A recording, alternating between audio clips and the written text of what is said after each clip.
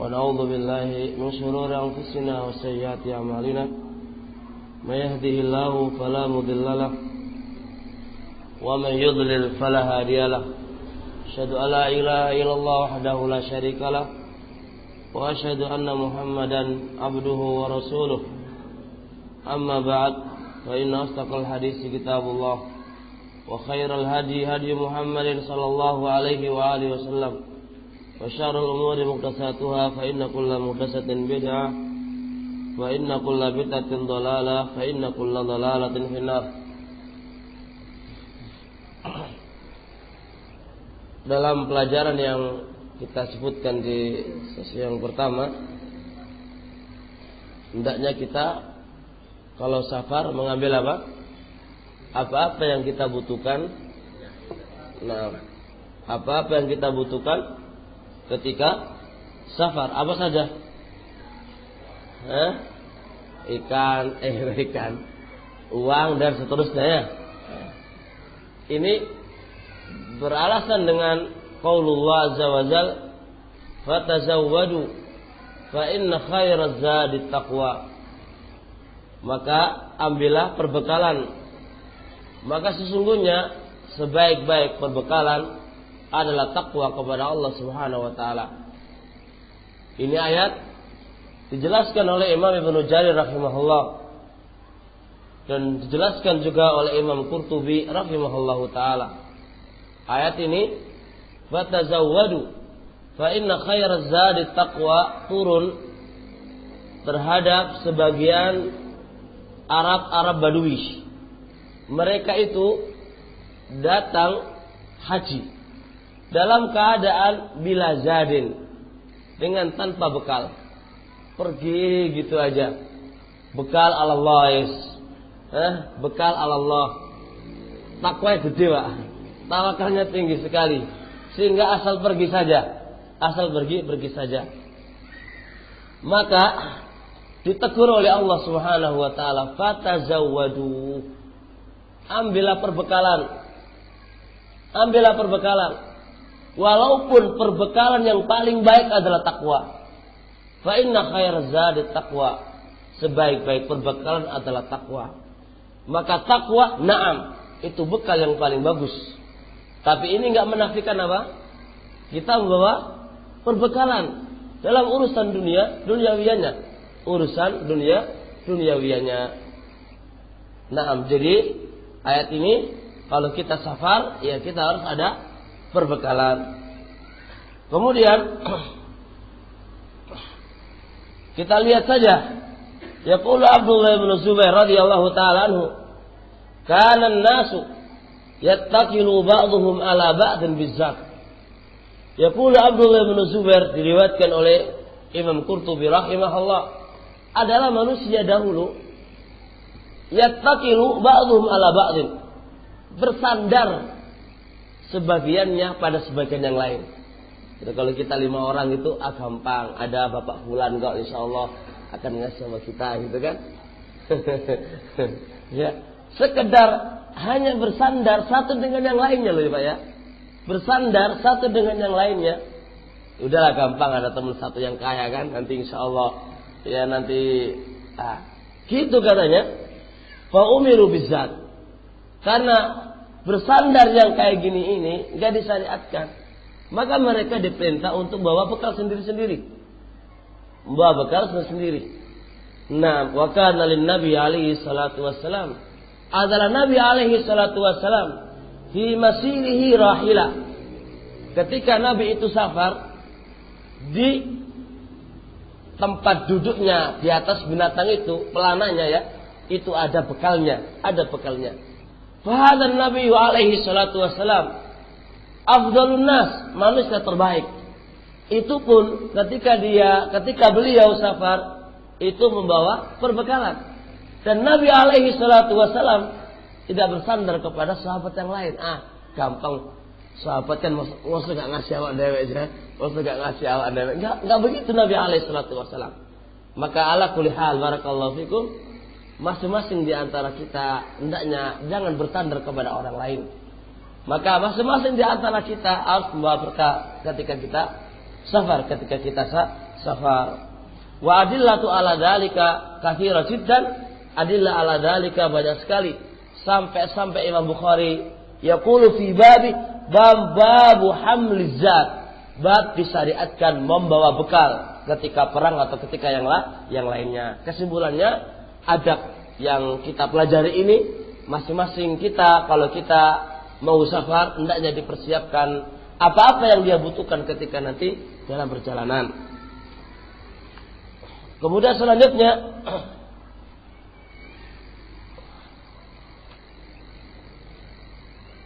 adab yang selanjutnya ketika dia hendak keluar dari rumahnya, hendak keluar dari rumahnya, maka hendaknya dia membaca doa. Hendak ya, ingat ya, nanti kita ada hendak keluar, mau naik kendaraan, dan ketika naik kendaraan. Itu ada 3 poin di sini. Jadi ada doanya masing-masing. Jangan dicampur aduk ya, jangan dicampur aduk. Nah, jangan dicampur aduk. Jadi nanti ada doa ketika kita keluar dari rumah. 1. Yang kedua, ketika kita hendak mau naik kendaraan. Ketiga, ketika kita di atas kendaraan.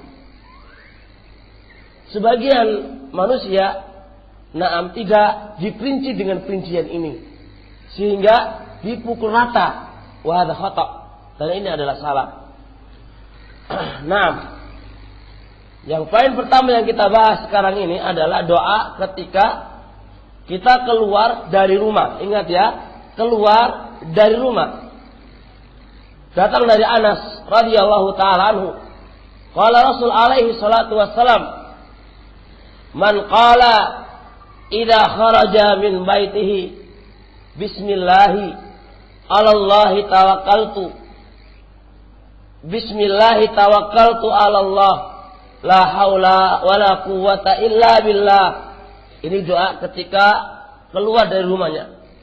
Rasul alaihi salatu wassalam, barang siapa yang keluar dari rumahnya, ketika keluar dari rumahnya itu dia mengatakan bismillah tawakkaltu ala Allah la haula wala quwwata illa billah, yuqalu lahu, malaikat akan mendoakan kepadanya, kufita, engkau dicukupi, wawukita, engkau dijaga, wahudita, engkau dikasih hidayah, watanaha annu syaitanun, syaitan akan menyingkir dari kamu. Nah, itu Masya Allah. Makanya kalau kita pas safar kok digoda setan aja kan, ada maksiat kok oke gitu ya, kok kita ini nggak dijaga, kok kita ini nggak dikasih hidayah. Bagaimana kita mau dikasih hidayah? Kita safar aja nggak sesuai dengan tuntunan Rasul alaihi salatu wassalam. Sebagaimana tuntunan Rasul alaihi salatu wassalam. Ya, hafal Pak ini Pak ya? Hafal ini? Bismillahi tawakkaltu 'alallah la haula wa. Hafal Pak, prakteknya gurung Pak ya? Hafal Pak, prakteknya gurung iki.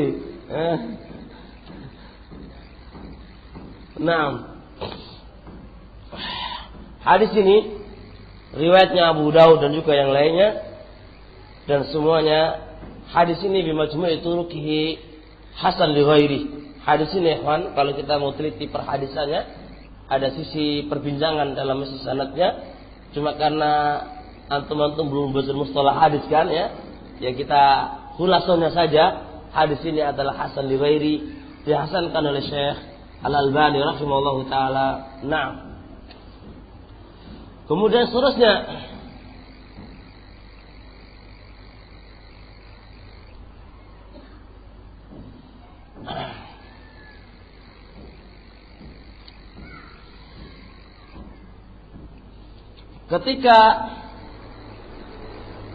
ketika kita hendak mau naik kendaraan.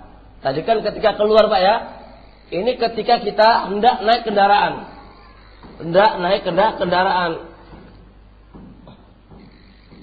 Di sana ada hadis Ali ibn Rabi'ah. Qala syahidtu Aliyan. Saya menyaksikan Ali radhiyallahu taala anhu utiya bidabatin liyarkabaha, didatangkan kepada Ali kendaraan liyarkabaha, supaya Ali menaikinya. Falamma wala rijlahu fir rikabi, ketika Ali radhiyallahu taala anhu meletakkan kakinya di bagian bawah pelananya untuk naik, Ali radhiyallahu taala mengatakan bismillah. Maka dalil kalau kita udah naik kendaraan, kaki kita sudah mancat di mana itu, Pak? Ayo, apa namanya? Sadelnya belum sadel, Pak. Baru mau ini. Iya, ini baru mau. Hendaknya dia membaca bismillah. Falamma stawa ala dhahriya, dan ketika Ali sudah berada pas dalam punggungnya, nah ini kan, berdiri, duduk pas pada punggungnya, fa Ali radhiyallahu taala mengatakan alhamdulillah, alhamdulillah, membaca alhamdulillah. Berarti kan membaca alhamdulillah. Tsumma qala, kemudian beliau meneruskan subhanalladzi sakhkhara lana hada wa ma kunna lahu mukrinin wa inna ila rabbina lamunqalibun. Jelas ini, Pak? Jadi ingat, jadi kita punya 3 poin di sini, Pak, ya. Poin yang pertama, ketika kita keluar. Poin yang kedua, ketika kita naik kendaraan. Poin yang nomor 3, ketika kita pas di atas kendaraan. Ini adalah perkara-perkara yang dianjurkan oleh Rasul alaihi salatu wassalam.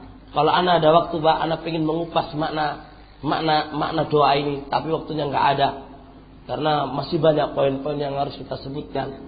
Ini masalah akidah, masalah tauhid yang harus benar-benar kita yakini sehingga kita dijaga oleh Allah Subhanahu wa taala.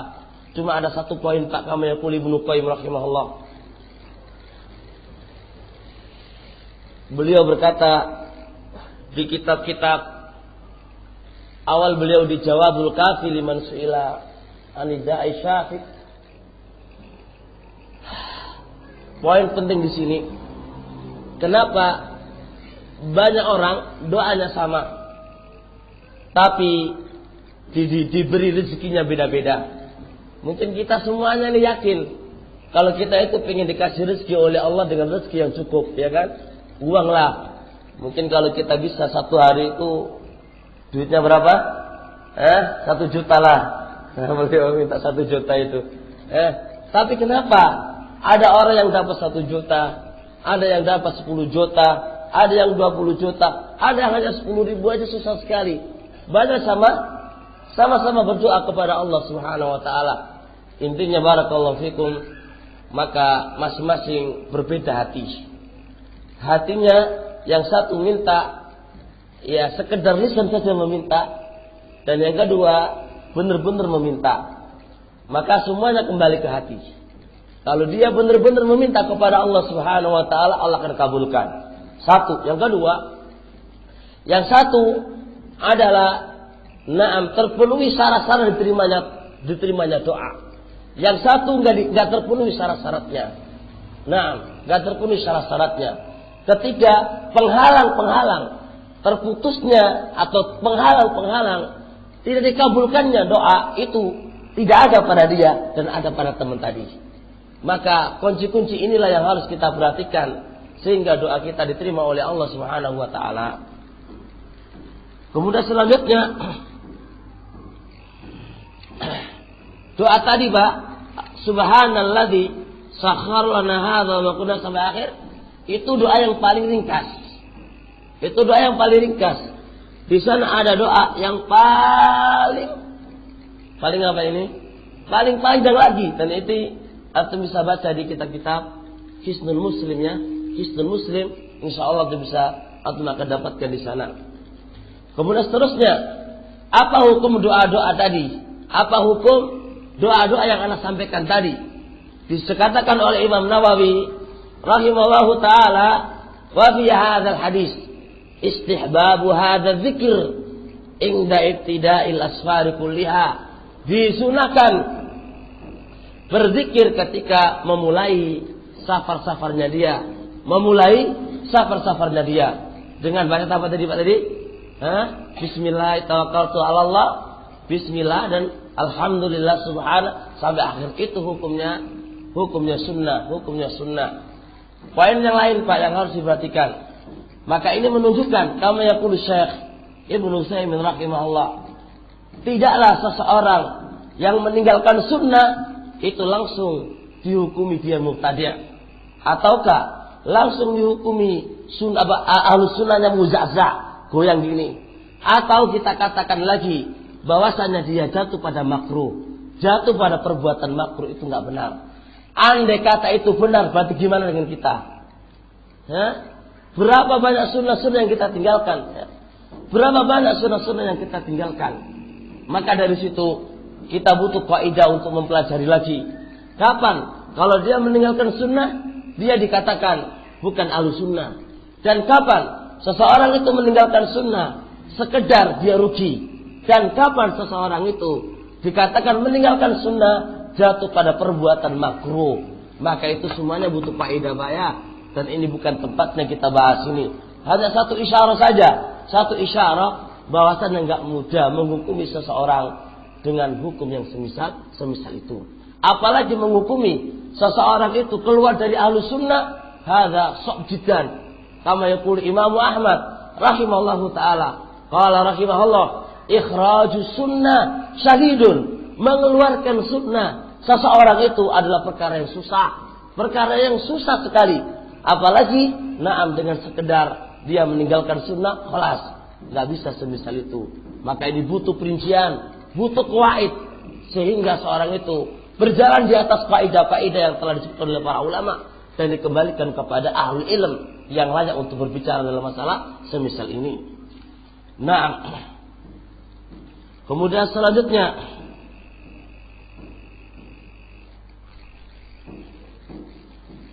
kalau kita meninggalkan kerabat kita, meninggalkan istri dan meninggalkan anak, maka hendaknya istri dan anak ini dipasrahkan kepada orang-orang yang dipercaya agamanya. Jadi jangan ditinggalkan begitu saja ya. Kalau kita andai kata safar taruhlah ke Saudi, untuk umrah atau untuk haji, maka pasrahkanlah anak-anak kita, keluarga kita di tempat orang-orang yang dipercaya agamanya. Jangan ditinggal begitu saja Pak ya. Jangan ditinggal begitu saja. Nanti kalau diambil orang gimana?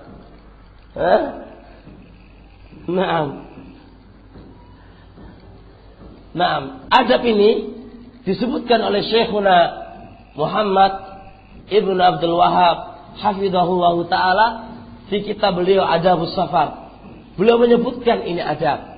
Jadi kalau kita meninggalkan istri, meninggalkan anak, maka hendaknya anak istri ini kita titipkan kepada orang-orang yang dipercaya agamanya dan dipercaya ketaatannya kepada Allah Subhanahu wa taala.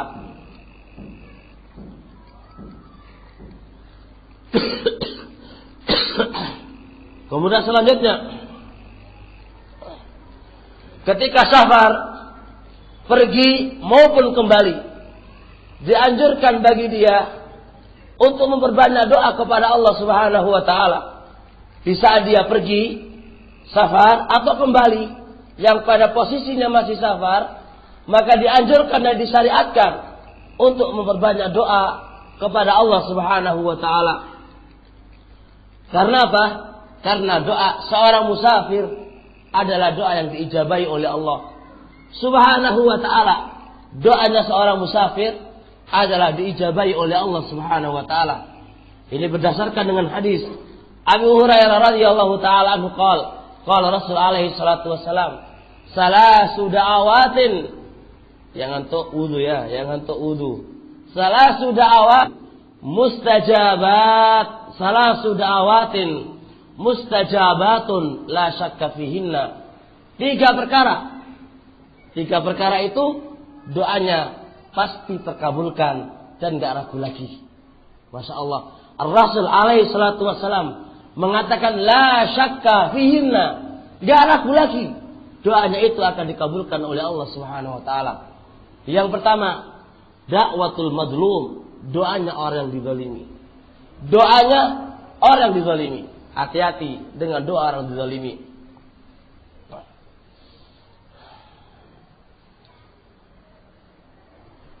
Disebutkan oleh Imam Dzahabi rahimahullahu taala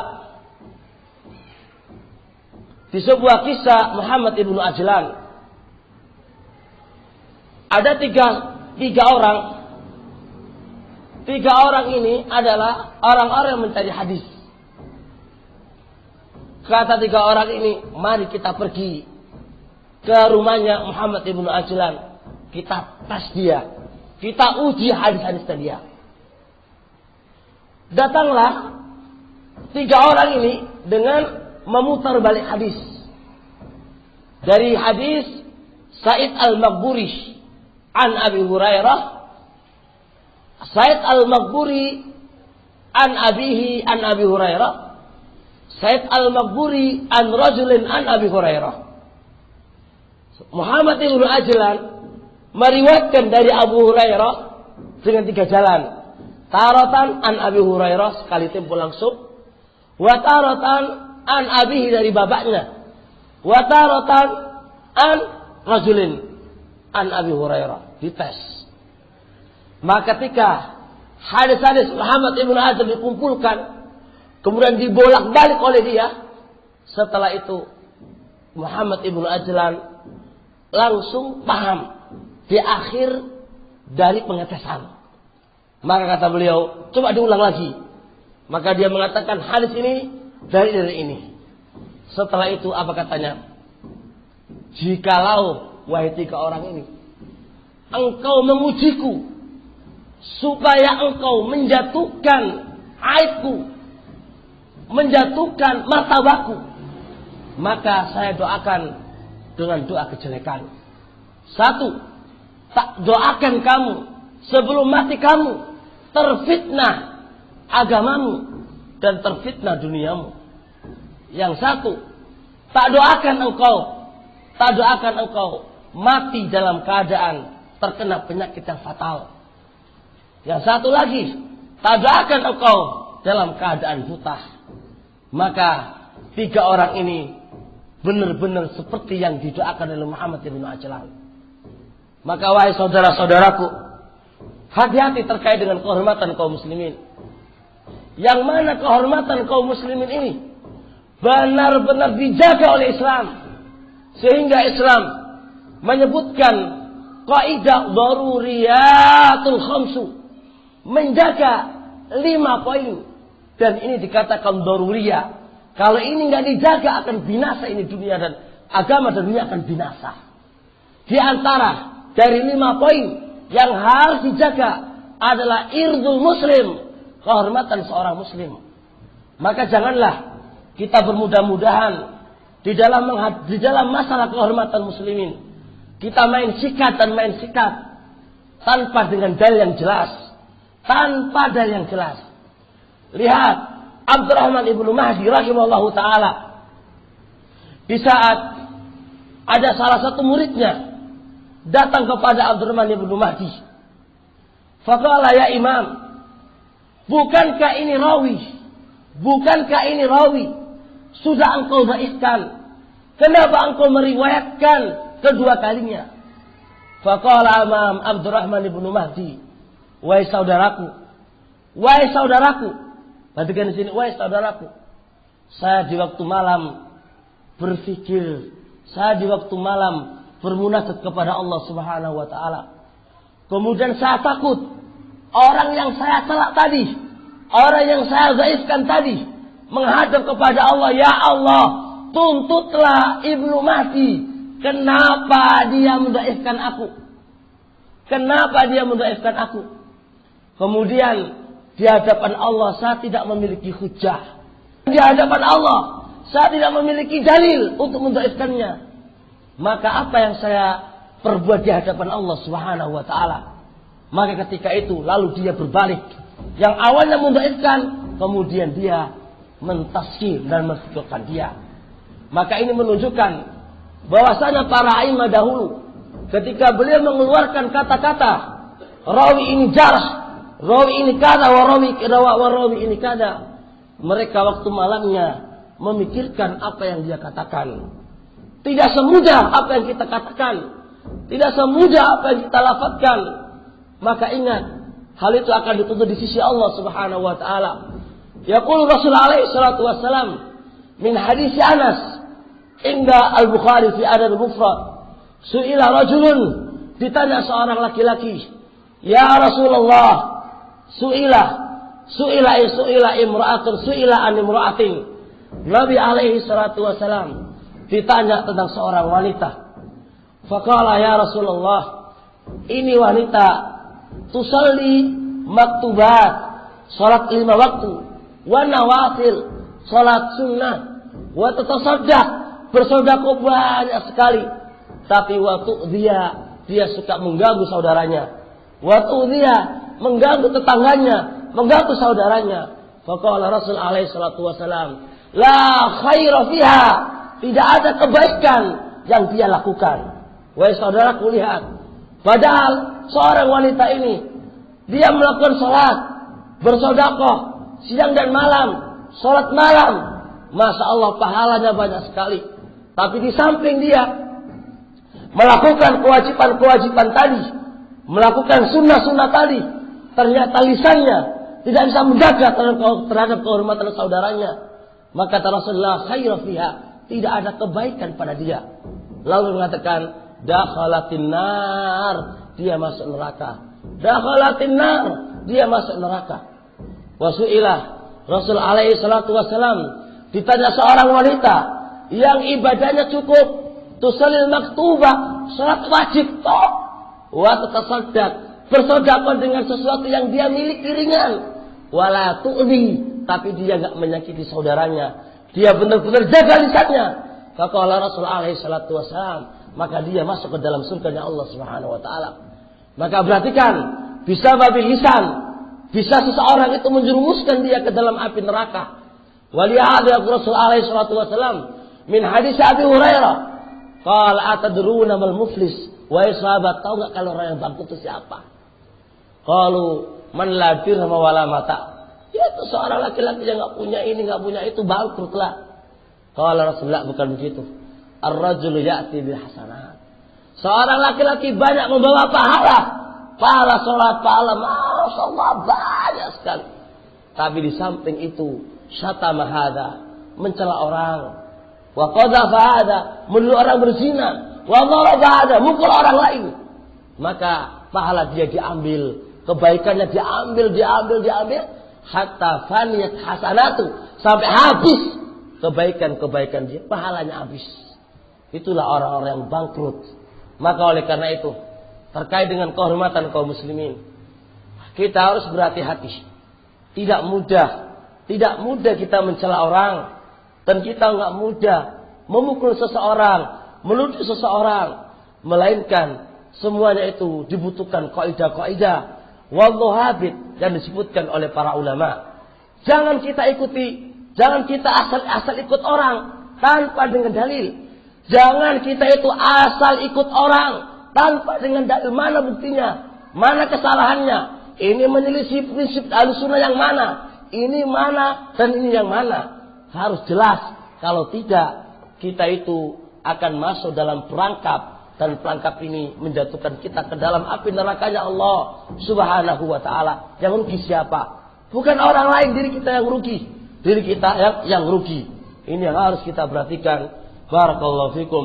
Dan adilah tentang takutnya atau doanya orang dizalimi banyak sekali. Kalau kita komentari orang, didoakan lo kamu itu, gak takut toh? Hah? Apa kita gak takut kalau kita didoakan jelek oleh dia? Hah? Kita gak takut kalau didoakan jelek oleh dia? Dan adilah ini masalah, kalau Anda sebutkan kisah-kisahnya banyak sekali tentang kisah orang-orang dizalimi. Yang kedua, wada'watul musafir, doanya orang yang safar. Doanya orang yang safar adalah doa yang dikabulkan oleh Allah Subhanahu wa taala. Maka banyaklah berdoa ketika itu. Yang nomor 3, wada'watul walidi liwaladi, doa orang tua kepada anaknya. Doa orang tua kepada anaknya.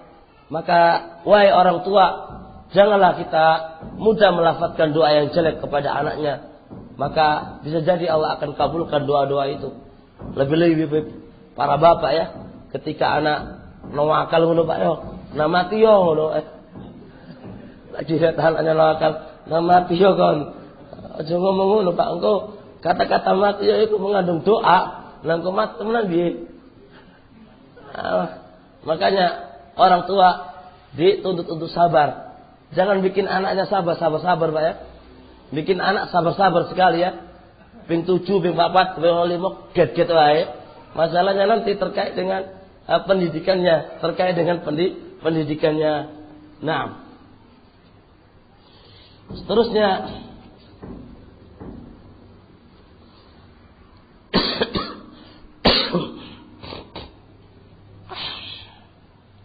adab selanjutnya, ketika kita naik di tempat yang tinggi, naik gitu Pak ya. Kita naik mobil, kemudian ada tanjakan gitu ya. Maka disyariatkan kita membaca Allahu Akbar. Kalau kita lagi turun, disyariatkan baca apa? Subhanallah. Hafal Pak ya? Udah dijalani belum? Jadi ini, kalau kita lagi safar, kemudian kita mendapatkan jalan yang nanjaan, maka disyariatkan kita membaca Allahu Akbar. Adapun kalau kita dalam kondisi turun, kita membaca Subhanallah. Kalau datar gimana? Ya meneng wae dikir. Oh enggak ada dalilnya, oh gimana? Enggak ada yang baca namanya. Nah. Dari Jabir Ibn Abdullah radhiyallahu ta'ala anhu, qal kunna idza sa'idna kabbarna wa idza nazalna sabbahna. Kata Jabir, kunna, kebiasaan kami, kami para sahabat Nabi alaihi salatu wassalam. Dan ini menurut ilmu mustalah hadis namanya marfu hukman, au fi'lu sahaba, tapi dihukumi ila Nabi alaihi salatu wassalam. Dan ini adalah inda jumhur ahli hadis adalah hujjah. Dan hadis ini riwayat Bukhari. Apabila kami ini sa'atna, kami ini naik nanjaan, kabbarna, kita bertakbir. Wa idza nazalna, apabila kita turun, sabbahna, kita membaca tasbih, membaca at-tasbih. Kemudian yaqulu Imam Nawawi rahimahullahu taala, yustahab, disunahkan ketika naik baca Allahu Akbar, dan ketika turun membaca apa? Subhanallah. Baqiya soal, apa hikmahnya sampai Rasul alaihi salatu wasalam mensyariatkan itu syariat? Apa hikmahnya? Dijelaskan oleh Imam Al-Muhallab, ketika seseorang itu naik, maka akan muncul sifat kesombongan. Ketika seseorang itu naik tanjakan, itu akan muncul sifat kesombongan. Apa sih kesombongannya? Dia berposisi di atas, yang bawah, yang lain letakkan di bawah, yang lain posisi bawah. Maka akan ada muncul sifat sombong.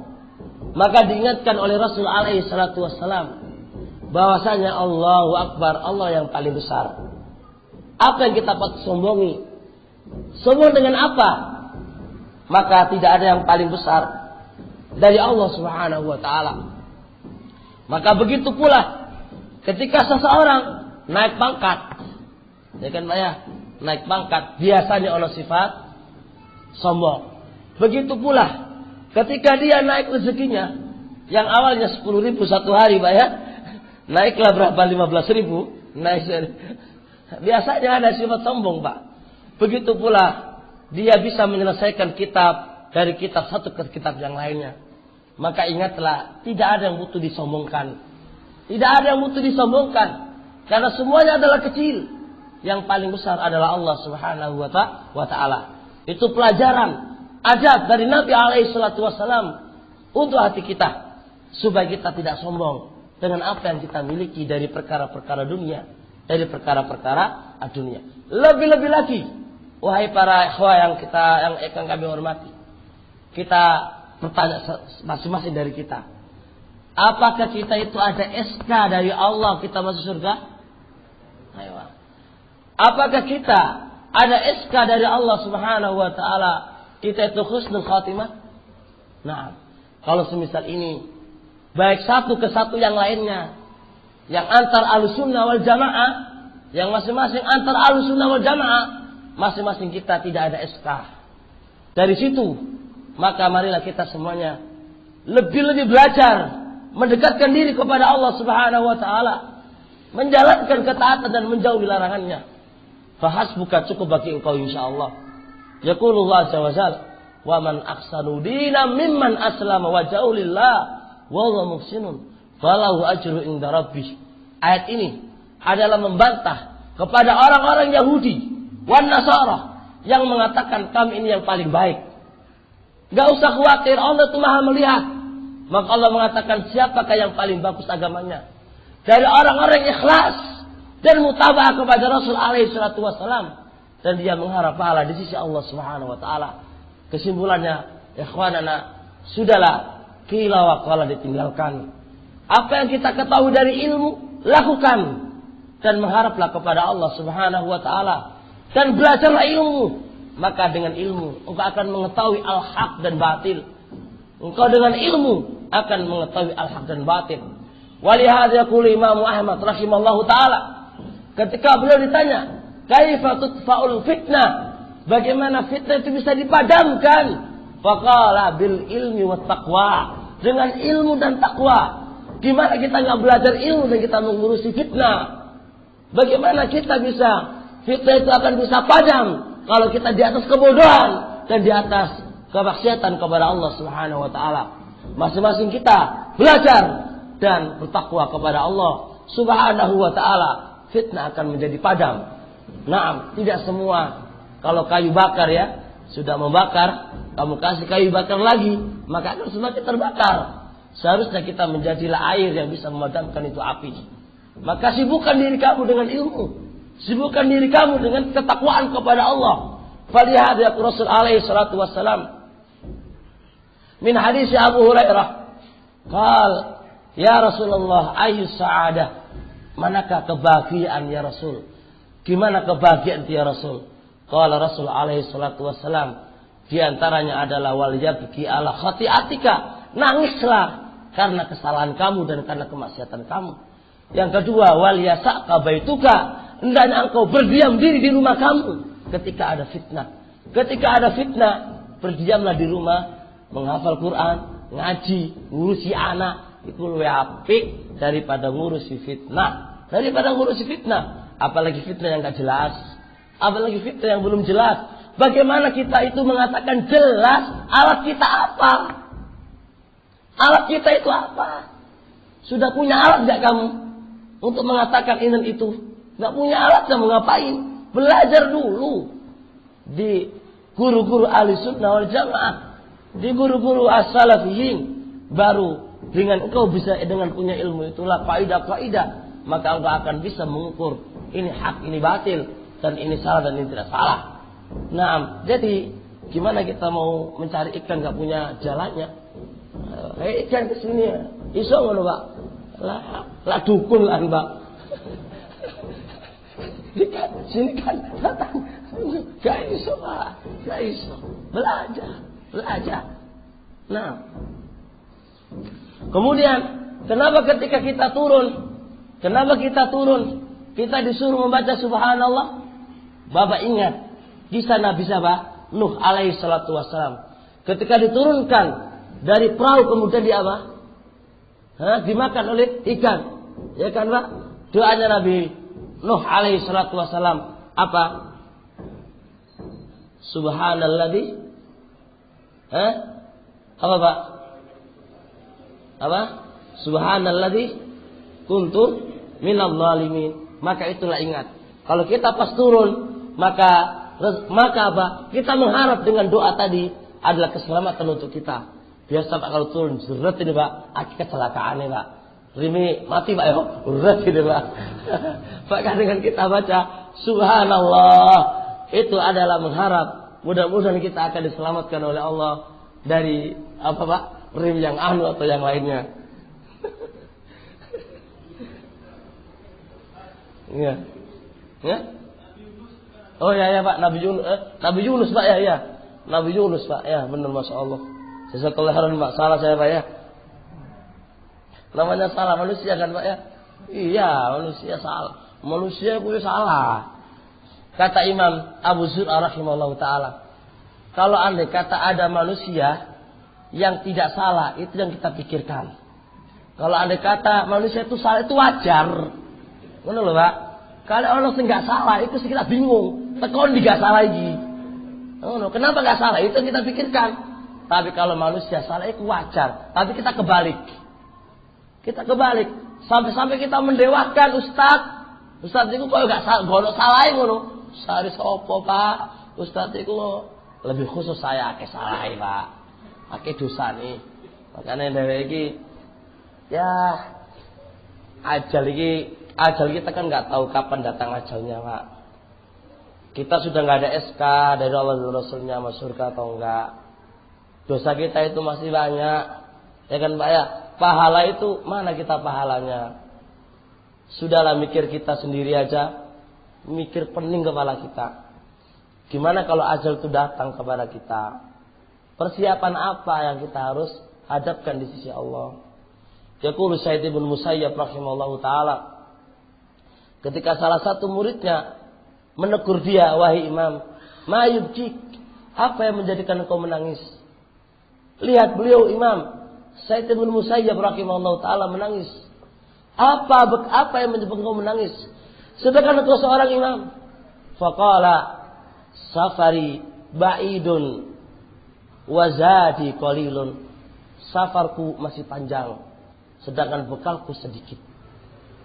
Yang kita pikirkan adalah bekal kita menuju akhirat. Safar kita masih panjang ke arah sana Pak, ke akhirat. Panjang sekali.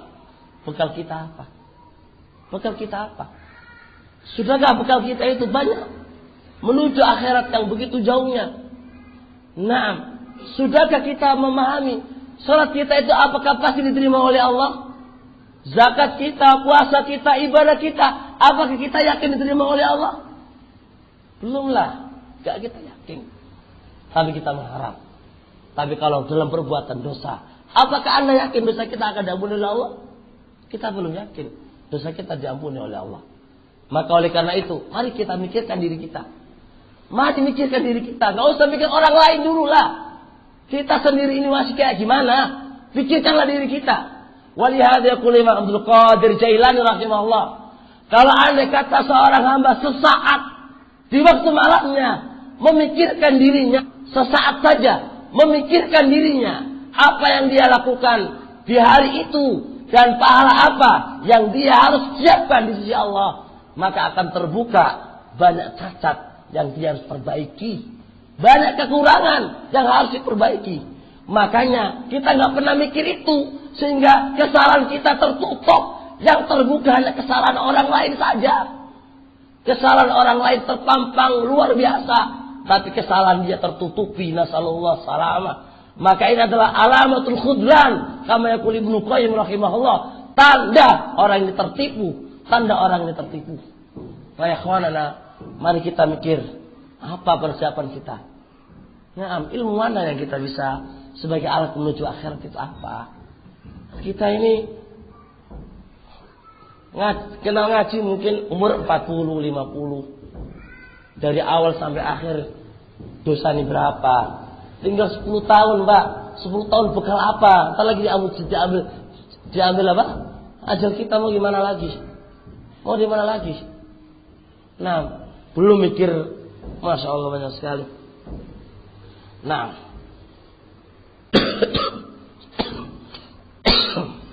adab selanjutnya ada 2 poin di sini. Doa ketika kita masuk ke desa, ke tempat orang lain. Yang kedua, dan ketika turun dari kendaraannya. Kayak kita ke Bali itu Pak ya, pas mau masuk ke bandara itu Pak ya. Jadi kita ketika masuk ke satu tempat itu baca doa. Dan ketika kita udah turun dari kendaraan itu baca apa? Jelas? Paham ini Pak ya? Bedakan loh Pak ya. Ketika kita mau masuk dan ketika kita udah turun, udah singgah. Jelas? Ini ada doanya masing-masing. Ada doanya masing-masing. An Suhaib ibn Sinan Ar-Rumi, dari sahabat Suhaib ibn Sinan Ar-Rumi radhiyallahu taala anhu, anna Rasulullah sallallahu alaihi wasallam, bahwasanya Rasul alaihi salatu wasallam lam yara qaryatan yuridu dukhulaha, adalah Nabi tidaklah melihat satu desa yang Nabi ingin memasukinya. Naam, illa qala hina yaraha, ketika Nabi melihatnya, melainkan pasti Nabi membaca ini doa. Jadi ketika saya contoh mau ke Bali ini saya pas di bandara, lihat bawah itu contohnya, kok lihat itu Bali, belum turun, baru melihat saja, itu hendaknya membaca ini doa. Paham? Nah, kalau pas turun dari bandara, contohnya dari pesawat, baru ada doa lagi. Masya Allah Pak ya, ribut Pak ya.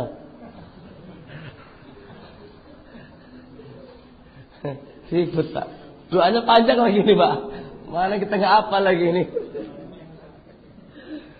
Allahumma rabbas samawati sab wa rabba Allahumma rabbas samawati sab'a wa ma adlalna wa rabbal aradina sab'a wa ma aqlalna wa rabbas syayatin wa ma adlalna, sampai akhir.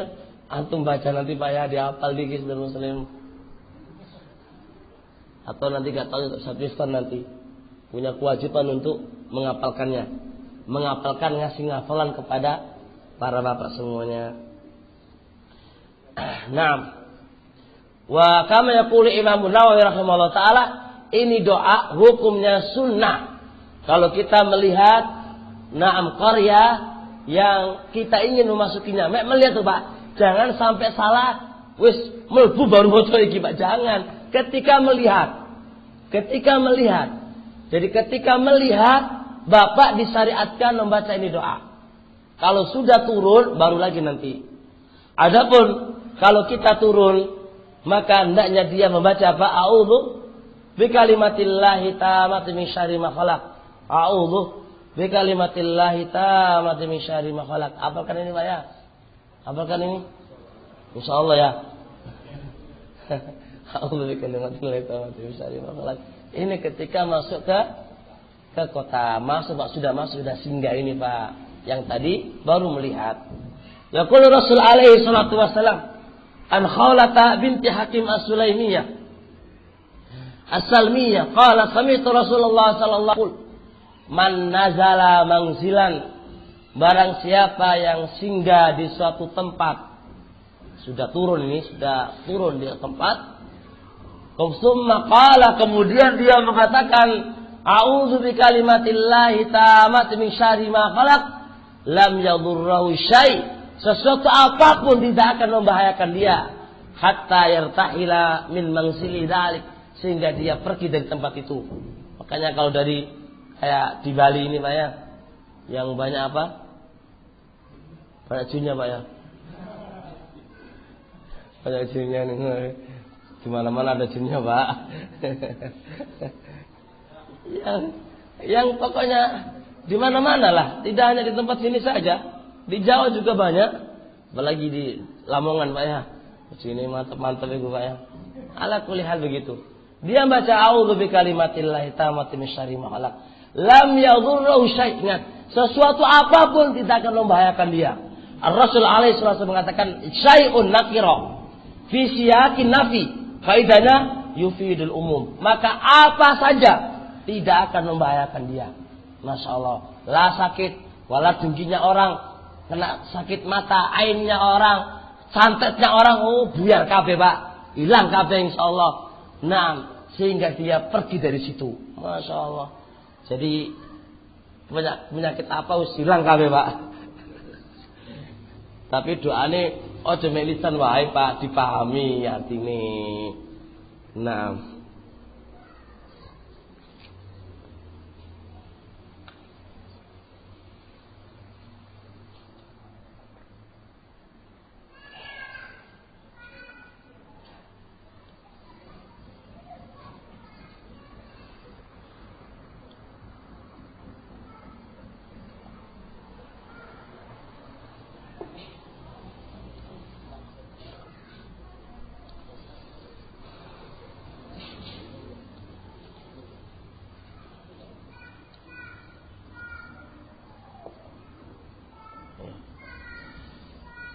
masih banyak ini.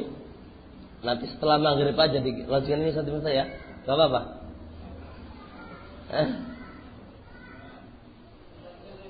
Tanya di tempat yang lain, tapi kita lanjutkan ini aja gak apa-apa. Ya Pak ya. Biar ada ini banyak pertanyaan yang mau disampaikan ini.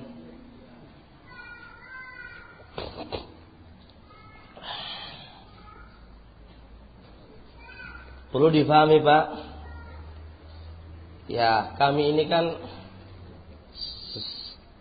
lebih khusus. Saya ini bukan seorang yang alim, bukan. Ya, bukan seorang yang alim, bukan apa, memang biasa lah Pak, biasa. Jadi kami akan menjawab apa-apa yang disebutkan di sini sesuai dengan ilmu yang sampai kepada saya ya. Nah, ada pertanyaan di sini, bismillah. Apakah ini negeri musyrikin, Ustaz? Dan apakah kita harus hijrah dari sini? Ikhwanana barakallahu fikum, suatu perkataan harus membutuhkan dalil. Tidaklah perkataan siapapun diterima melainkan harus mendatangkan dalil. Itu sebenarnya sudah cukup bagi kita.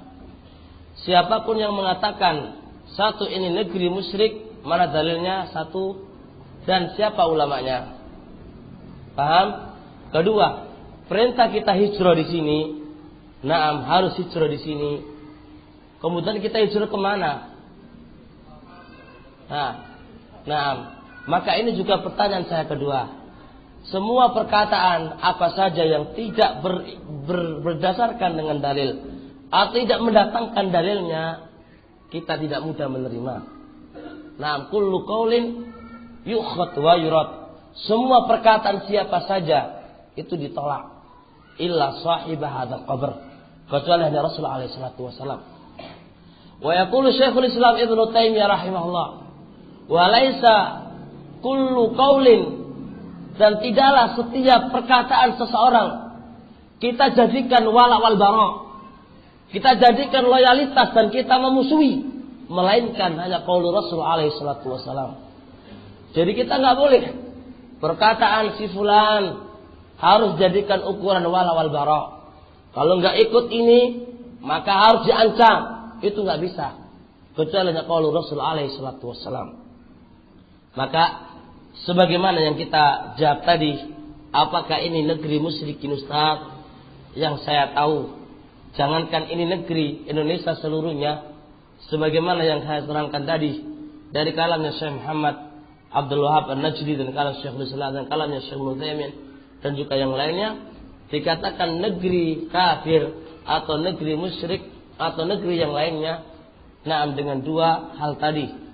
Naam, yang pertama minoritas atau mayoritas penduduknya Islam atau tidak, dan yang kedua apa? Diizinkan menyiarkan syiar-syiar Islam atau tidak.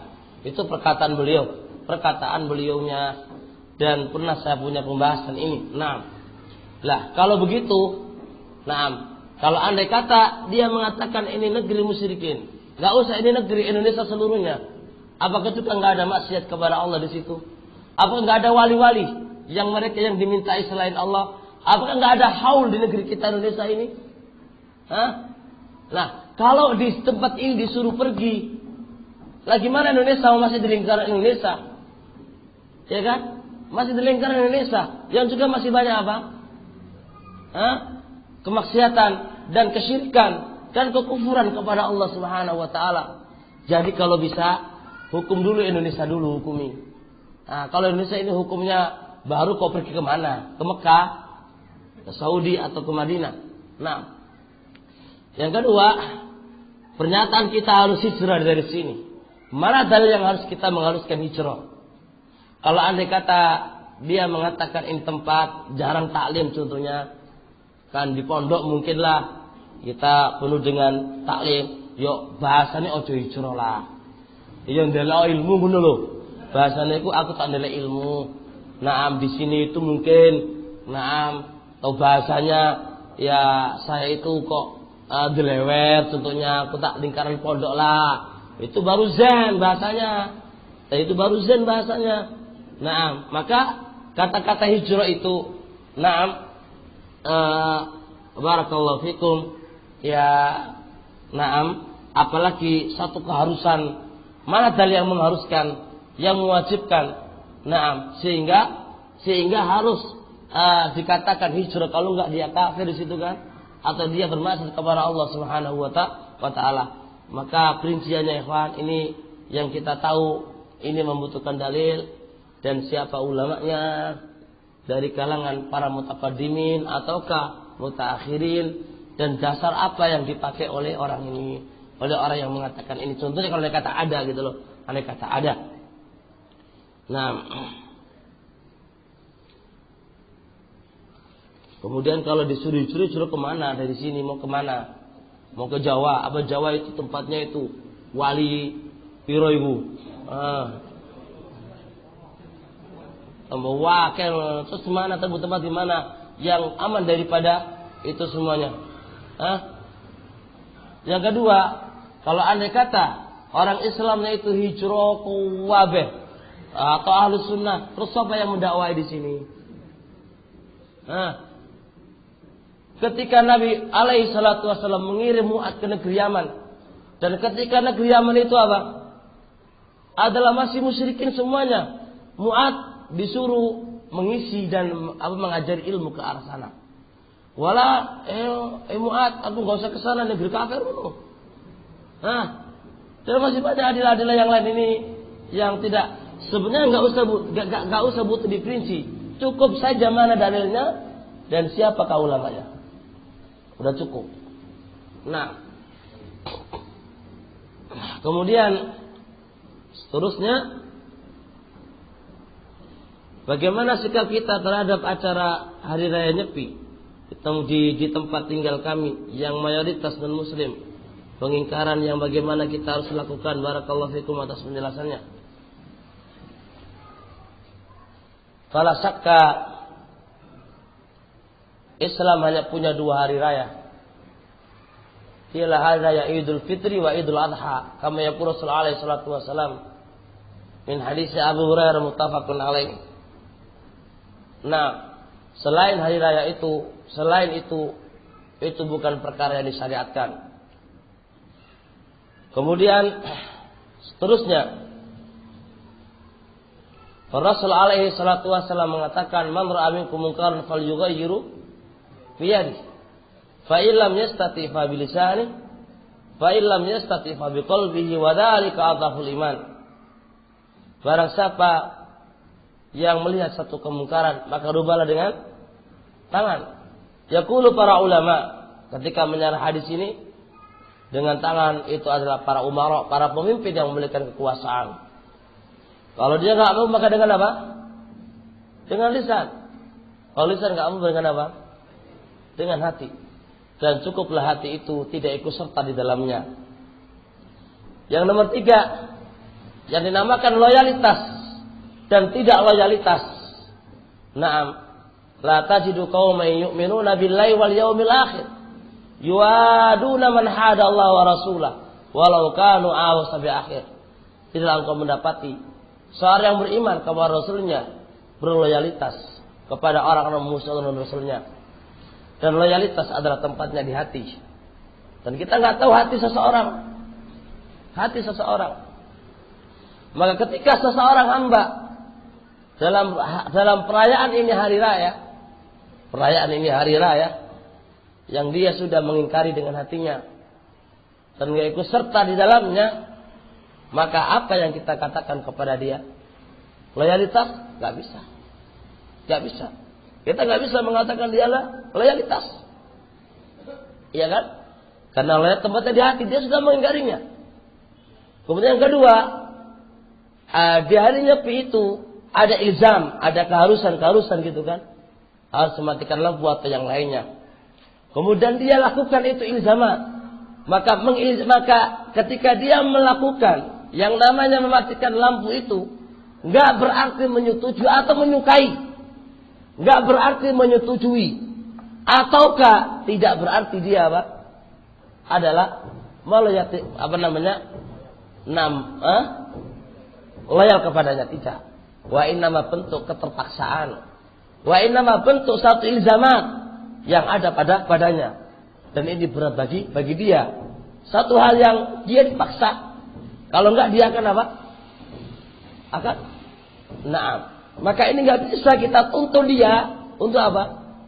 Untuk mengatakan atau untuk kita katakan dia adalah berloyalitas kepadanya. Contoh ini hari apa? Ini hari juga tahu? Hari juga tahu? Kenapa kita enggak pergi nih? Yang kedua, apakah di negeri kita juga nggak ada hari raya? Kita mau pergi kemana ini? Mau disuruh kemana kita? Mau disuruh ada hari rayanya kan?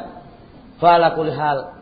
Semua yang ada pada hal kemungkaran, kita tidak ada lain kecuali hanya mendoakan pemimpin kita. Mudah-mudahan mendapatkan hidayah. Dan mudah Allah mengampuni mereka. Hadza yakfi. Adapun apa-apa yang mereka lakukan kepada kita dengan ilzamat kada wa kada, Allahu membebani, Allah tidak akan membebani apa-apa yang kita tidak mampu. Kemudian andai kata di hari Nyepi ini kita nggak bisa sholat jamaah, apakah dengan kita tidak sholat jamaah kemudian kita dihukumi nggak salafi? Kalau jawab tidak. Di antara asbab kita nggak disyariatkan jamaah, dan jamaah itu perkara mukhtalafun fi bainal ulama. Ada mengatakan wajib, dan ada mengatakan sunnah. Perkara mukhtalaf yang satu.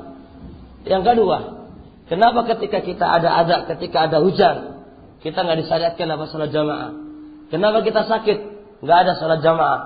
Dan masih banyak yang lain. Itu karena ada masalah keberatan. Maka mana yang lebih berat dengan keadaan? Kalau andai kata kita maksakan untuk pergi ke masjid, akan terjadi apa? Pemukulan atau yang lain. Apakah nggak lebih berat daripada itu semuanya? Kalau jawab, na'am. Jelas itu lebih berat daripada itu semua. Maka masing-masing bertakwa kepada Allah Subhanahu wa taala semampunya. Kalau andai kata dia mau pergi untuk taklim, taruhlah, nggak ada masalah. Tapi jangan mengilzamkan kepada orang lain, mengharuskan orang lain atau mengingkari orang lain yang kemungkinan putra kemampuan tidak sama dengan Anda. Tidak sama kemampuannya dengan Anda. 6.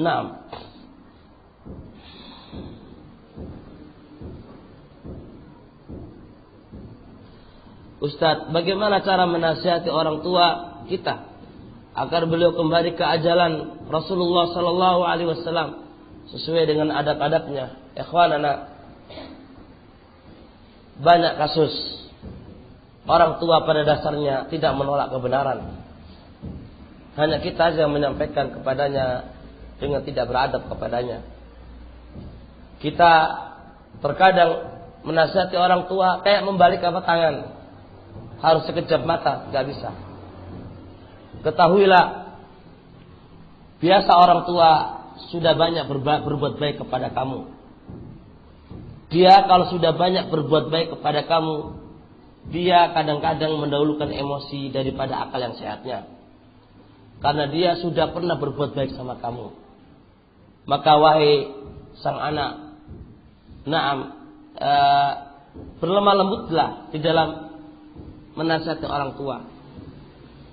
Yang kedua, sebelum engkau menasihati orang tua, perbaikilah diri kamu. Bagaimana engkau bisa menasihati orang tua sedangkan engkau sendiri tidak baik? Perbaikilah diri kamu antara engkau dengan antara manusia dan antara Allah Subhanahu wa taala. Dan berdoalah kepada Allah setelah engkau menjadi baik. akan mudah mendapatkan kemudahan untuk menasihati orang tua. Yang terpenting di sini menasihati orang tua membutuhkan waktu dan membutuhkan pendekatan. Sebenarnya selama saya pelajari di beberapa kitab tentang pendidikan anak, sebenarnya kita butuh pendekatan ke orang tua. Dekatilah orang tua dengan baik. Orang tua insya Allah akan menerima apa yang kita katakan, selama engkau konsisten juga terhadap apa yang kamu katakan. Akan tetapi kadang-kadang kita enggak. Gambar langsung seret, gambar harus dibuyarkan semuanya. Televisi harus dipecahi semuanya. Hai saya. Dakwah harus berlahan kepada orang tua. Beda dengan orang lain sekarang. Maka antum harus perhatikan yang paling aham, yang paling aham. Perbaiki dulu akidahnya dia. Kalau ada kata antum sudah masuk ke akidahnya dia, perkara ini gampang nanti belakangan. Ini perkara ini gampang belakangan. Engkau ingin menyelamatkan akidahnya dulu. Kalau akidah udah matang, maka ini akan menjadi mudah setelah dia akidahnya mempan. Terkadang kita enggak. Orang tua belum dipahamkan akidah, makna kalimatus syahadat, langsung main pukul saja. Falasak. Orang tua tidak akan mudah menerima kalau begitu, dan akan benci dan seterusnya. Banyak kasus dari para santri yang kondisinya semisal itu sehingga dia nggak diperbolehkan mondok lagi dan yang lainnya karena kesalahan dari dia sendiri. Orang tua butuh pelan-pelan. Kita semua jadi orang tua kan? Gimana enaknya? Minta dipelan, minta dikasari, Pak. Minta dipelan nih kan? Iyalah, kita menjadi orang tua kan? Nah.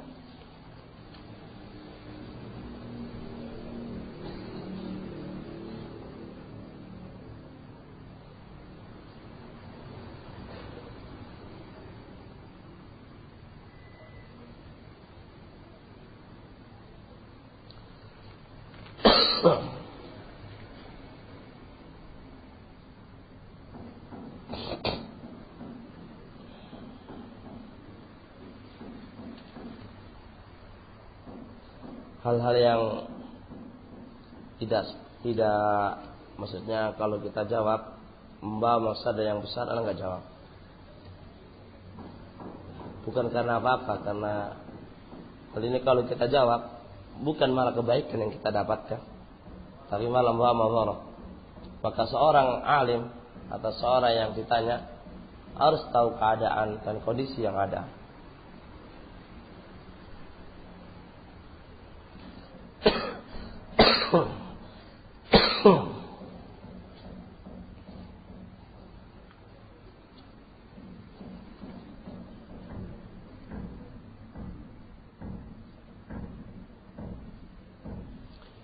Ana mau tanya, sepanjang ana tahu dan pernah ana baca, kalau pulang dari kepergian sebaiknya kita sholat sunnah di masjid. Nah, sholat sunnah sendiri di masjid dan sholat sunnah di rumah.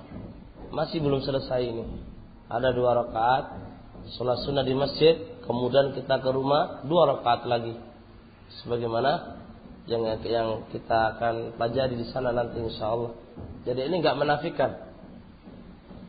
Dan ikhwanana, apa yang kita ketahui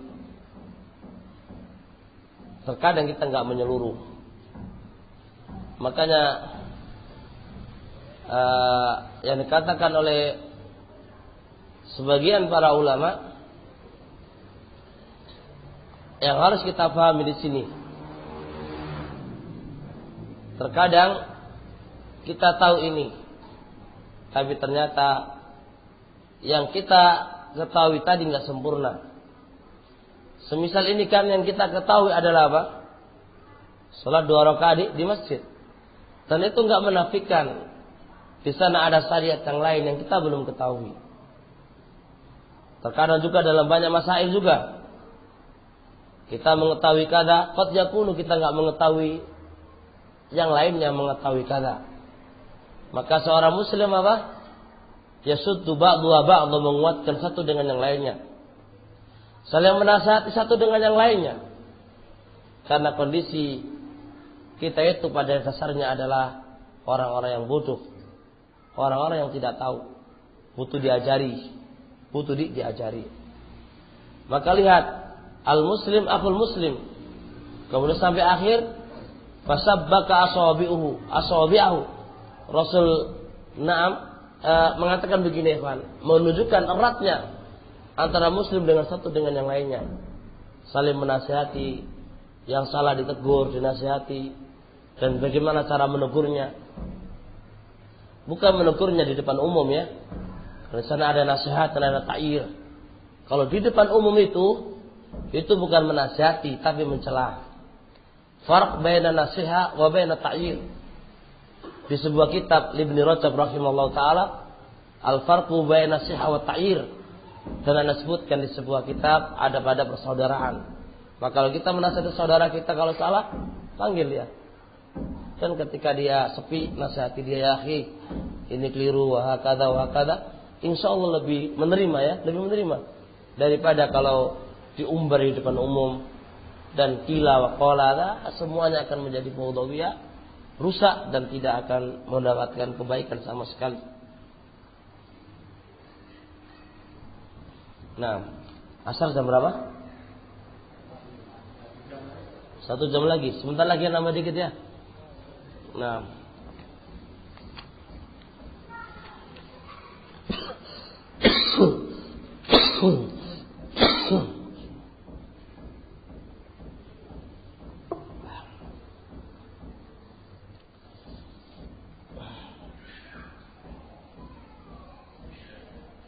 Kemudian Syekh Ibnu Utsaimin rahimahullahu taala menjelaskan tentang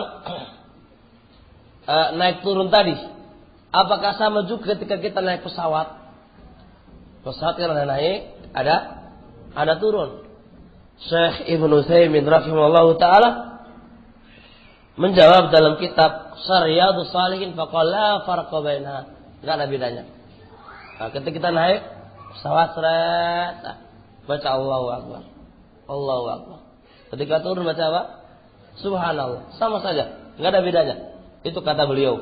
Karena lafaz kunna idza sa'atna, apabila kita itu naik, umum. Yang penting naik. Imma tanjaan wa imma naik ke udara atau yang lainnya. Kullu hadu sama naik. Dan ketika dia turun. Tidak ada perbedaan baina hada wa hada. Kemudian selanjutnya, di saat kita membaca takbir,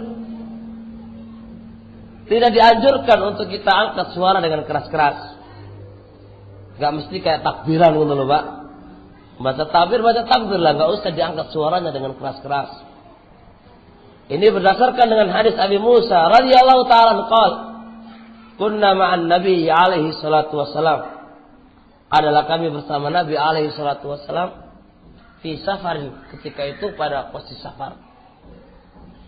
Faja'alan nas yajharuna bit takbir. Mulailah manusia menjaharkan takbirnya, mengeraskan takbirnya.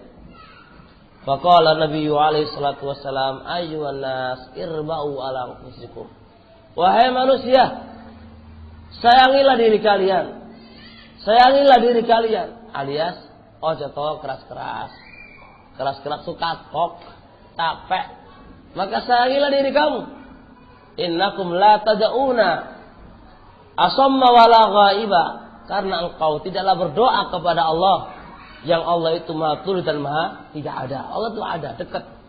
Gak perlu engkau mengeraskan suara engkau. Maka ini menunjukkan membaca takbir, membaca subhanallah. Ketika turun tidak usah terlalu keras. Udah baca subhanallah, Allahu akbar begitu. Nah,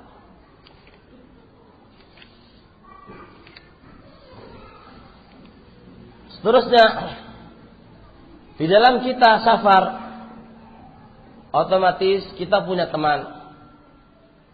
Bagaimana muamalah kita kepada teman?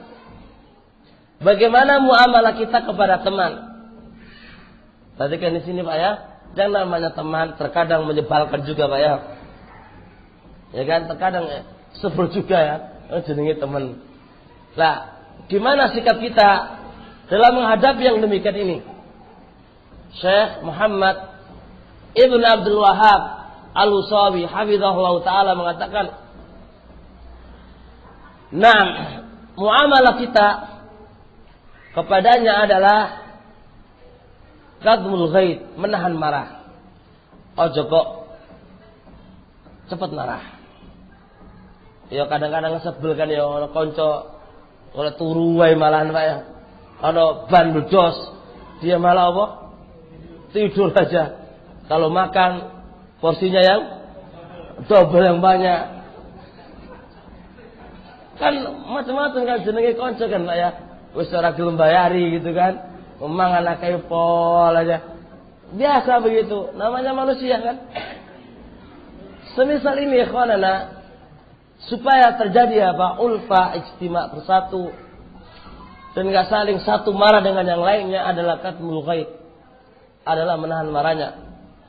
Yang kedua, wal afwu 'anil nas, memaafkannya. Masya Allah, gampang ngomongnya Pak ya.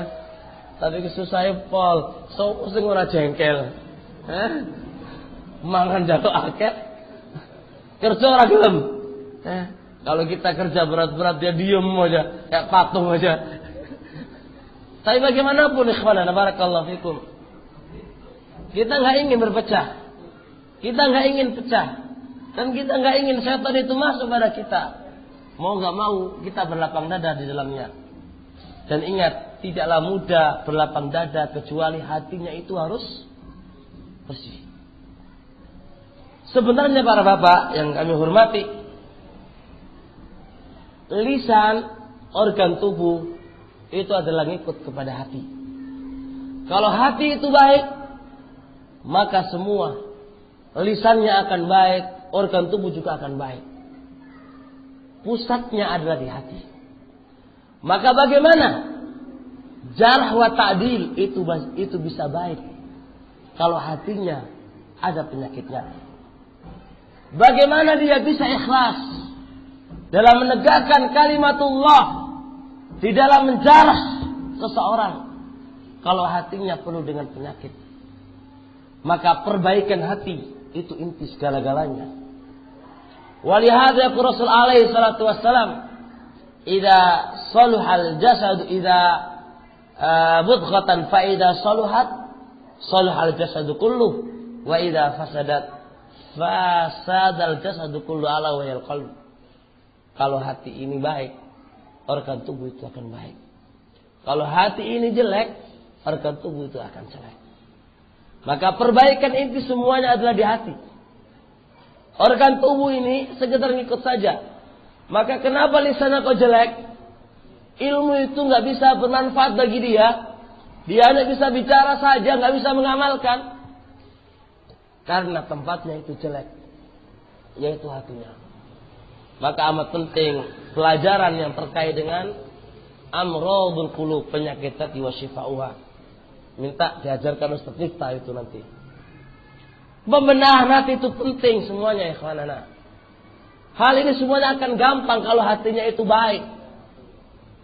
Kalau hatinya nggak baik, Allah musta'an.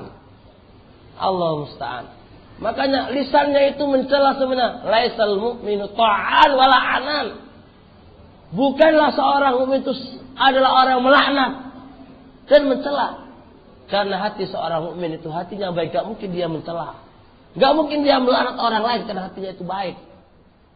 Maka berlapang dada bagian daripada pengobatan, dan dia hatinya yang baik. Nah, jadi ini yang terpenting di sini ikhwanana. Barakallahu fikum, bagaimana dia bisa menjarah dengan jalan ikhlas karena Allah begini.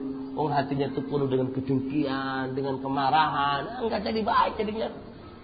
Nah,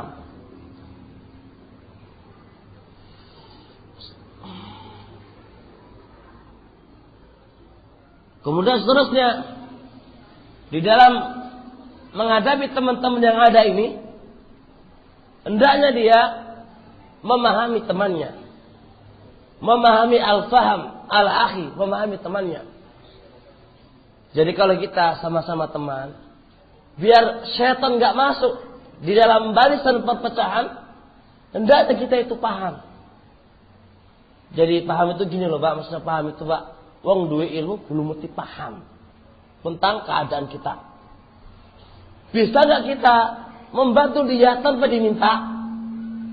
Bisa nggak kita mencoba memahami dia sebelum dia tersakiti? Ini yang susah. Ini yang susah. Terkadang kita malu menyuruh. Ya akhi, tolong deh. Nah, bisa nggak kita tanpa disuruh dan sebelum disuruh dia paham? Maka ketika kita safar sama-sama, masing-masing memahami ini. Jadi kalau satu sakit taruhlah, gimana caranya lah kita ngerawat dia, mencuti dia, contohnya Pak ya, dan yang lainnya. Maka masing-masing kita udah paham. Jadi tanpa disuruh, itu dia paham. Jadi ini yang susah. Ini yang susah. Ini yang susah. Nah, kondisi semisal ini harus kita perhatikan. Nah, kemudian selanjutnya, ketika kita lagi jamaah ini, sudah jam berapa? Masih berapa? Masih 3/4. Azannya jam berapa? 3:30. 3:42. Hampir jam 4. Nggak apa-apa. Insya Allah. Selesai nggak ya? Itu nggak capek ya? Nggak capek. Tapi rasanya capek. Nah.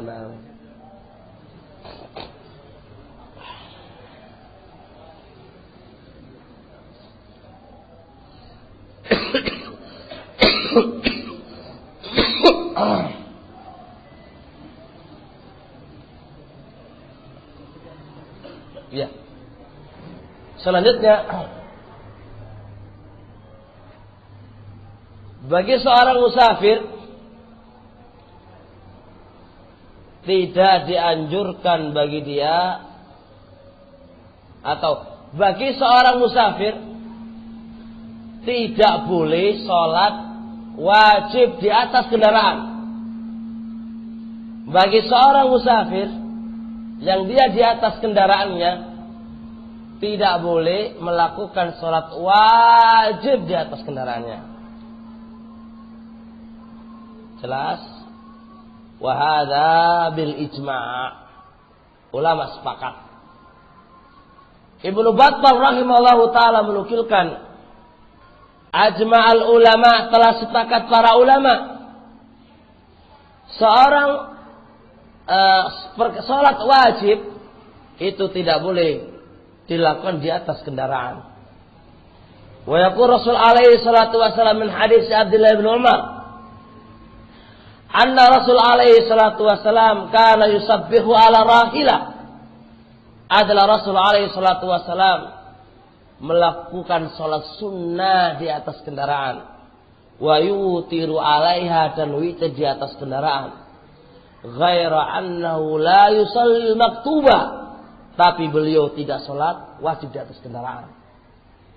Maka bil ijma' tidak boleh kita sholat wajib di atas kendaraan. Begitu pula Imam Ibnu Abdul Bar rahimallahu ta'ala menukilkan ijma' para ulama ala hadza. Adillah ala hadza saya sebutkan di sebuah kitab terkait dengan nama kitabnya Zadul Masir fi Ma'rifati Syurutis Shalah. Ana sebutkan di sana tentang ini. Kecuali kalau memang dalam posisi darurat. Syekh Jibrin mengatakan boleh. Kalau memang dalam posisi darurat, sholat di atas kendaraannya.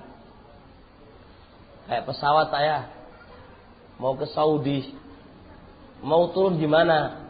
Mau jadi Superman, turun ya, naik lagi nanti. Gak iso kan?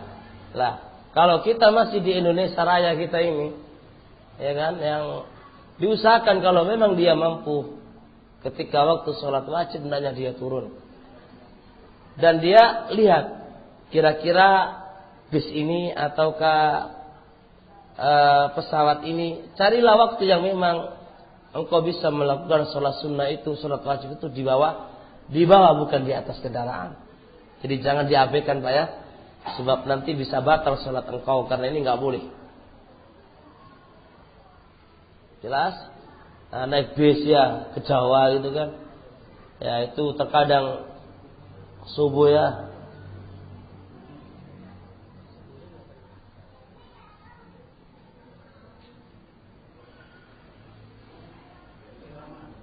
Hah? Kalau engkau punya kemampuan untuk turun ketika itu dan naik bis lagi nggak apa-apa ya. Duitnya nggak mampu Pak.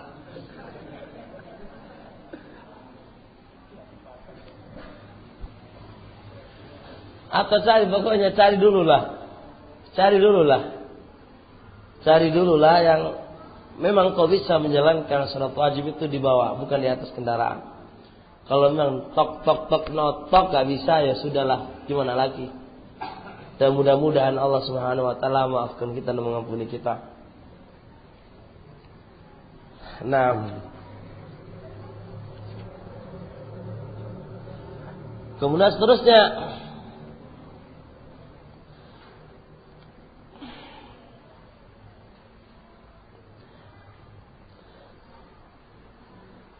apakah seseorang itu boleh sholat fardhu di atas perahu? Di atas kapal. Kapal itu kan ya kendaraan apa orang? Untuk perahu memang ada hadis secara khusus dari Ibnu Umar radhiyallahu taala suila Rasul alaihi salatu wasalam. Ar-Rasul alaihi salatu wasalam pernah ditanya anis salati fis safina. Salat di perahu. Kemudian Rasul alaihi mengatakan shalli qa'imah. Salatlah dengan berdiri. Illa an takhafal gharq, kecuali kamu jatuh apa? Khawatir jatuh. Kalau khawatir jatuh baru boleh duduk ya. Selama bisa berdiri maka boleh dengan berdiri. Maka hadis ini adalah hadis yang lemah. Dijelaskan oleh Imam Hakim rahimahullah, hadis ini syudzuz sahih. Cuma hadis ini banyak syawahid dari kalangan para sahabat Nabi alaihi salatu wasallam. Di antaranya dari Jabir wa Abi Sa'id dan Abi Darda dan lainnya banyak sekali. Kanu yusalluna fiha. Mereka itu salat di perahu. Sampai-sampai Syaukani rahimahullahu taala mengatakan, wa laisa liraqibis safina karaqibid daba. Tidaklah sama antara yang naik perahu dengan naik kendaraan. Kalau naik perahu mudah masih bisa menghadap kiblat ya. Berbeda dengan naik apa? Naik kuda atau yang lain. Maka kalau naik kendaraan, perahu atau kapal masih memungkinkan untuk bisa menghadap kiblat dan itu nggak ada masalah, diperbolehkan oleh mereka. Begitu juga naik pesawat dan yang lainnya, ala kulli hal sesuai dengan kemampuan yang ada. Cuma andai kata memaksa harus sholat di atas kendaraan, maka usahakan engkau ketika takbiratul ihram menghadap ke arah kiblat. Diusahakan. Kalau sudah Allahu Akbar udah menghadap ke arah kiblat, setelah itu terserah mau dibawa kemana ya. Berdasarkan dengan hadis Anas bin Malik radhiyallahu taala anna Rasul alaihi salatu wasallam idza safara, adalah Nabi alaihi salatu wasallam ketika beliau safar, fa arada ayyatatawwa, lalu dia ingin salat sunnah, istaqbala binaqatihil qiblah, Rasul menghadapkan ke arah kiblatnya ontanya. Setelah itu terserah mau menghadap kemana ke ontanya itu.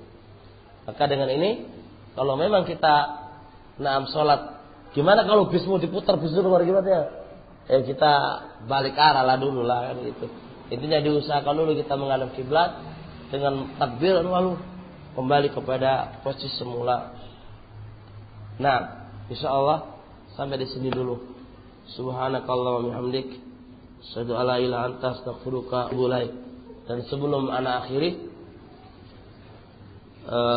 kalau memang dalam penyampaian kami ya ada salah ataukah ada kurang enak atau yang lain ya, kami meminta maaf, dan mudah-mudahan Allah Subhanahu wa taala mempertemukan kita lagi di atas sunnah, dan mudah-mudahan Allah Subhanahu wa taala terus ngasih istiqamah ala thalabil ilm, untuk mencari ilmu sampai ajal datang kepada kita, lalu Allah ngasih taufik kita untuk diamalkan. Janganlah ilmu hanya sekedar hiasan tapi nggak diamalkan. Ilmu kalau hanya sekedar hiasan saja rugi. Yang terpenting itu adalah diamalkan. Kita ingin menanam tanaman, apa yang kita inginkan adalah buahnya. Buahnya ilmu adalah amalan. Buahnya ilmu adalah amalan. Sama saja dia dari luar negeri atau enggak luar negeri, sama saja. Inna akramakum indallahi atqakum. Sing paling takwalah orang-orang yang paling mulia di sisi Allah Subhanahu wa taala. Walaupun kita dari luar negeri taruhlah, dan kita enggak mengamalkan ilmu kita, hanya kita bisa bicara saja, sama saja. Enggak ada jaminan dari surga kalau datang dari luar negeri itu harus masuk surga, enggak ada. Enggak ada jaminan dari surga kalau dari Yaman harus masuk surga, tidak ada. Yang penting kita mencari ilmu dan kemudian kita amalkan.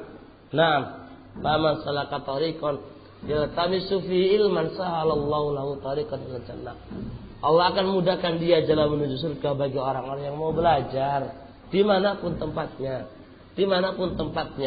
Nah, Bapak ingat Bilal ibn Rabah radhiyallahu taala, apa ilmunya Bilal? Bilal ilmunya sedikit kan dibandingkan dengan yang lain, tapi apa? Ilmu diamalkan. Bagaimana dia? Masuk surga kan? Perompanya kedengaran oleh Nabi alaihi salatu wasallam. Itu satu hal yang harus kita perhatikan.